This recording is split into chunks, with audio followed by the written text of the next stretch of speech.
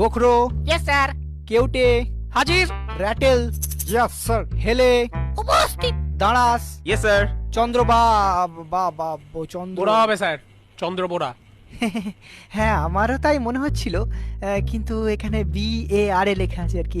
ওটা মেটেলি স্যারের লেখা, ও লিখতে এ লিখেছে, কানা সালা। ও আচ্ছা আচ্ছা, যাকে দুধরাজ, ইয়েস স্যার।